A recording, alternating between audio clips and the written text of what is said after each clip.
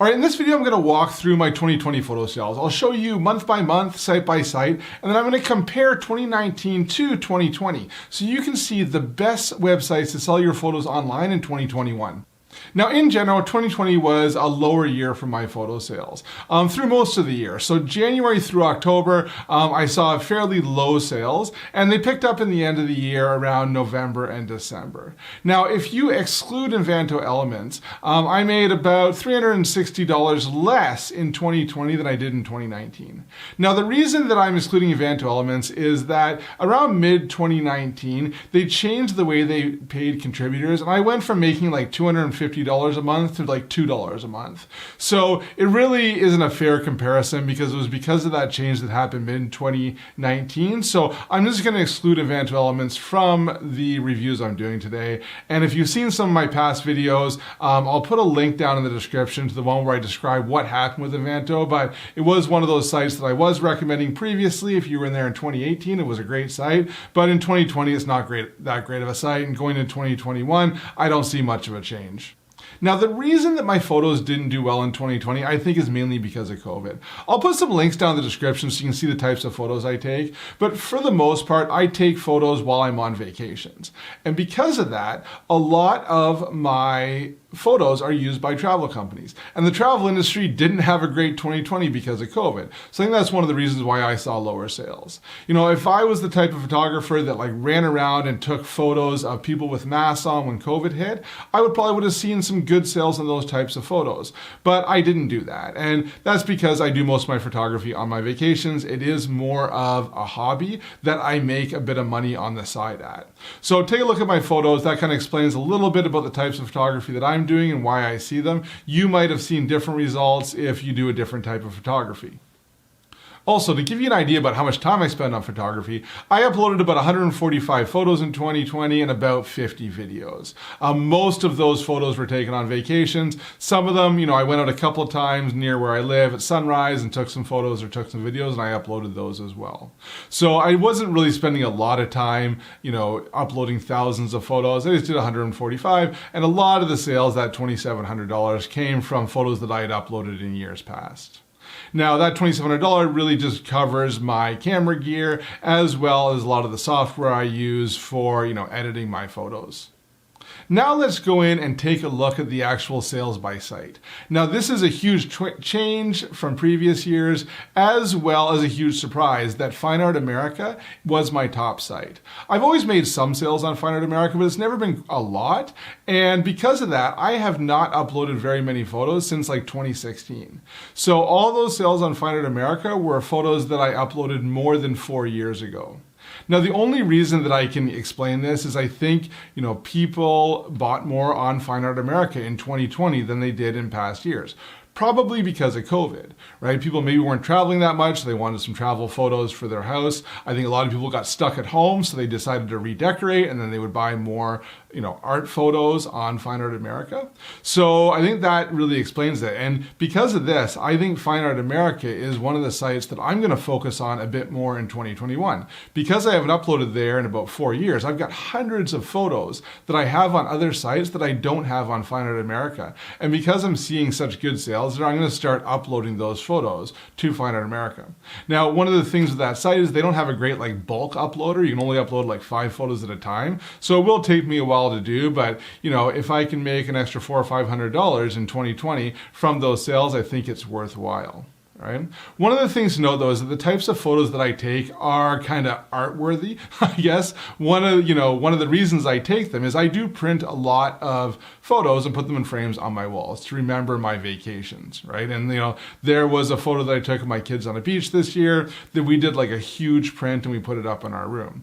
So when I am taking my photos, one of the reasons I take them is to hang on my own walls. So I really, like it when other people go on Fine Art America and purchase them and decide they're good enough for their walls as well too.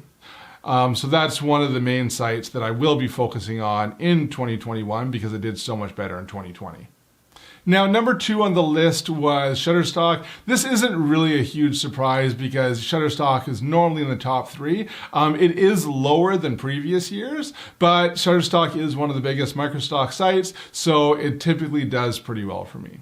Number 3 on the site isn't much of a surprise either, Pexels. At the end of 2019, I was seeing a lot more donations coming from the very few photos that I had up on Pexels.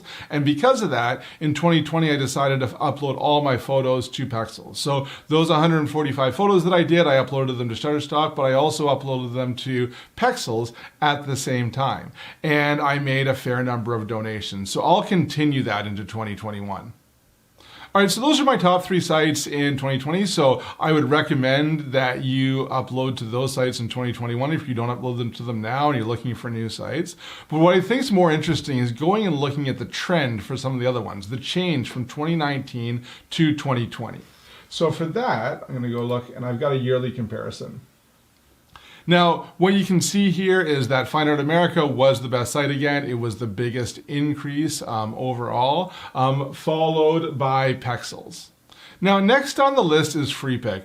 Freepik, I didn't have an account on Freepik in 2019, so I just started that like mid-2020. So it actually looks pretty good that I made $100 on it. However, unfortunately, I made that $100 in like the first 2 months that I had my photos up on Freepik, and then after that, I've only been making a couple dollars a month. On top of that, they've made it very difficult to get payments, and it's a bit difficult to upload there. So although it is high on this list, it's not really one of the best sites that I see a lot of growth for 2021. Now, next on the list is Pond5. I don't think that Pond5 is probably growing overall, but it grew a bit for me just because I started doing some more video uploads. So Pond5, I've had my photos up on Pond5 for quite a while, but Pond5 isn't really well known for like still photos, and I don't get a lot of sales on there. But this year, one of the things I wanted to do was try to learn more video. And so I got out and I took more video clips, and I did a bit of processing on them and uploaded them to Pond5. So this is just me trying to learn how to do video better and put them up there. And Pond5, I just made a couple sales and it ended up being $67. So that's why it was a larger dump, probably more so because I started uploading videos there as opposed to, it being overall growth from past years' uploads. That being said, I am going to continue doing Pond5. I think if you do video clips, Pond5 is a really good spot to upload your videos to, and you should be uploading there in 2021. However, if you're just doing still photos, I wouldn't recommend uploading to Pond5 because I just don't think you're going to get that much sales, and it's really just not worth the effort. Now, the other thing we want to take a look at, not just the top of the list, but the bottom of the list. And this is a huge surprise. I did not expect that this was going to happen in 2020, especially as much as it did. But Adobe Stock was my largest decreasing site. So I made less on Adobe Stock more than any other site this year. And that's somewhat surprising because I think, if you follow the stock industry, one of the big things that happened in 2020 was Shutterstock changed the way that they do payouts mid-year, and a lot of people thought that was going to see a huge decrease in sales. And I did see a decrease in sales from Shutterstock, but not as much as Adobe. And Adobe had been doing fairly well. So I think this is COVID related, but Adobe was my biggest loser, I guess, of 2020, followed by Shutterstock. And if you look at all these ones on the bottom, it's a pretty clear trend that the traditional microstock sites all did worse for me in 2020 than they did in 2019. So the question becomes, is it still worthwhile to upload your photos to microstock sites in 2021? Personally, I am going to keep uploading my photos there. I use our Photoloo app to upload the photos to the microstock sites, and then the same photos that I upload to like Flickr and Instagram. So I'm going to be creating these photos anyways, and because I use Photoloo to upload them, it only takes me like a couple extra minutes each photo to upload them to these sites. And for the extra $650 that I make on Shutterstock and Adobe Stock, I think it's worth the 2 or 3 hours of work that I put in each year to kind of keep those sites relevant by uploading photos there. So I've gone through and talked about, which sites I'm going to be focusing on a little bit more based on my past sales. But one of the things I always do this time of year is decide whether I'm going to start uploading my photos to any new sites or any sites that I haven't been focusing on in the past. So one of those sites that I already talked about was Fine Art America. I'm going to start focusing on that again. I hadn't done it in a number of years, so I'll kind of get the rest of my photos up there. But I think because Fine Art America did so well, in 2020, I'm also going to start focusing on some of the other print on demand sites. Like, for example, Redbubble. I've got maybe a dozen photos on Redbubble that, I uploaded, 6-7 years ago, but I haven't really been keeping up with that account.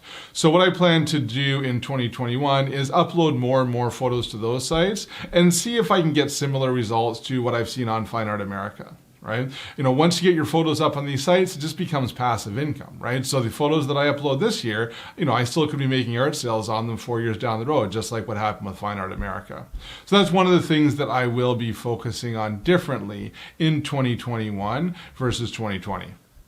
Now, the other thing I think about this time of year is, are there any sites that I'm going to stop uploading to? Okay. And right now, my uploading workflow is pretty streamlined. I use Photoloo to upload to all my sites. So I, upload to Photoloo and then it pushes my photos to all of the different sites right away. So it's not a lot of extra effort to upload to all of these sites.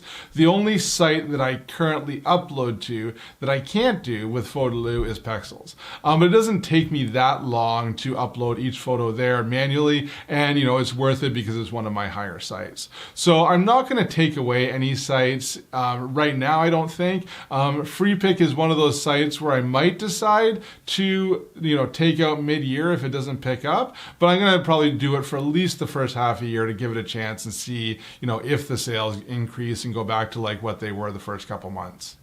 The other thing is, although I saw like a dramatic decrease in my sales on the microstock in 2020, I think a lot of that might be COVID related. And, as the vaccines roll out and people are able to travel more, I think I may see my sales go back up in 2021, as things go back to a bit of normal, as hopefully they will sometime later this year.